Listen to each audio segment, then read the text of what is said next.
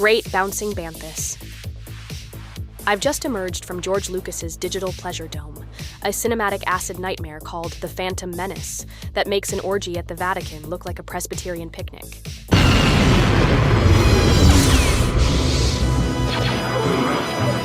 The film opens with, hold on to your space jockstraps, trade negotiations. Nothing gets the blood pumping south like intergalactic tax law. Then, sweet mother of serpents, enter Jar Jar Binks. A creation so mind-meltingly bizarre it could only have been conceived during a 3-day tequila bender in a furry convention. This digital abomination flops through the movie like a drunken stripper at a funeral. Young Anakin Skywalker appears, future lord of leather bondage gear, currently rocking a haircut that makes Justin Bieber look like Clint Eastwood. Meet Obi-Wan Kenobi. This kid's got less menace than a declawed kitten on Prozac. Watching him squeal, yippee, while knowing he'll eventually choke people with his mind is like watching Gandhi at wrestling camp. The boy is dangerous. By the time Natalie Portman changes into her 47th costume that could fund a small nation's GDP, your brain feels like it's been taken to a tantric massage parlor run by malfunctioning droids. Lucas hasn't just nuked the fridge, he's turned it into a disco-powered time machine and sent it to Studio 54. Tell him to take off! Will I ever see you again? Mother of mercy. Someone fetch me the hard stuff. Even that bootleg Ewok moonshine that makes you see through time won't erase the memory of CGI Jar Jar stepping in space cow droppings. We're not just off the rails anymore. We're breakdancing on the moon with Elvis and Bigfoot. Now, if you'll excuse me, I need to go watch the pod race again, this time with tequila goggles and a rubber chicken for emotional support. Fear is the path to the dark side. Someday I will be the most powerful Jedi ever. Sweet mother of mercy. I've just emerged from a 2-hour digital acid bath that they're calling Star Wars, Episode 2. And let me tell you something, you poor bastards. This isn't just bad filmmaking. This is what happens when a billionaire nerd has a mental breakdown inside a supercomputer. You're making fun of me. No. The year was 2002, and George Lucas had completely lost his grip on reality. He'd barricaded himself in his ranch with an army of computer wizards, all hopped up on Mountain Dew and binary code, cranking out enough CGI to make Silicon Valley have an existential crisis. The plot, if you can call it that without bursting into hysterical laughter, involves a young Jedi who looks like he wandered off a boy band poster and can't stop bitching about sand. Please don't look at me like that. Why not?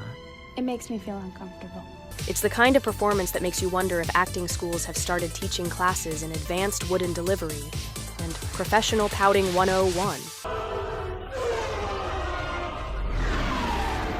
Meanwhile, poor Natalie Portman, a queen, a senator, and apparently a woman with catastrophically bad taste in men, has to pretend she's falling in love with this whiny space cadet. I'd be living a lie. I couldn't do that. Their romance has all the sizzle of a wet firecracker, with dialogue that sounds like it was written by a sexually frustrated calculator. And then there's Yoda. Sweet Jesus. Yoda. They took a puppet, a beloved puppet that looked like a wise old space tortoise, and turned him into a caffeine-addled virtual frog doing backflips like he's trying to win Space Olympics. It's the kind of thing that makes you question not just your sanity, but the very nature of reality itself. The climax involves an arena full of digital monsters fighting digital robots while digital clones shoot at digital insects. And somewhere in this pixel soup, you can almost hear the ghost of cinema sobbing quietly in a corner. It's not just a special effects overdose. It's a cry for help rendered in ones and zeros.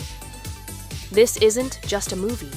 It's what happens when technology and hubris have a baby, and that baby gets access to unlimited studio funding.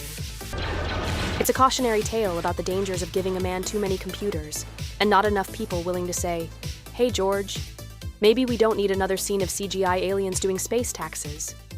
Remember this moment, you poor doomed souls. This is when Hollywood finally went full digital junkie, and not even the Force could save us. You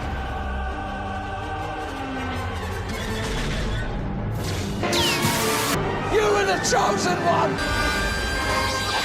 Holy mother of huts, what a cosmic striptease this film is. Anakin Skywalker strutting around the Jedi Temple like some kind of space gigolo on a power trip. Do what must be done. And then there's Palpatine. The dark side of the Force is a pathway to many abilities some consider to be unnatural. The way he seduces Anakin to the dark side is like watching the galaxy's most twisted sugar daddy working his magic. I feel so helpless. And the climax, sweet merciful Force. Our boy Anakin gets deep-fried crispier than a Tatooine turkey, then gets suited up in his new leather daddy outfit while screaming, "No!" Like he just found out his favorite space cantina stopped serving during happy hour. Every single Jedi is now an enemy of the Republic. Is it perfect? Hell no. The dialogue sounds like it was written by a protocol droid with a head injury. But when you're mainlining this much pure, uncut space opera straight into your eyeballs, who gives a damn about the small stuff? Are you threatening me, Master Jedi? Now, where did I put my death stick lighter?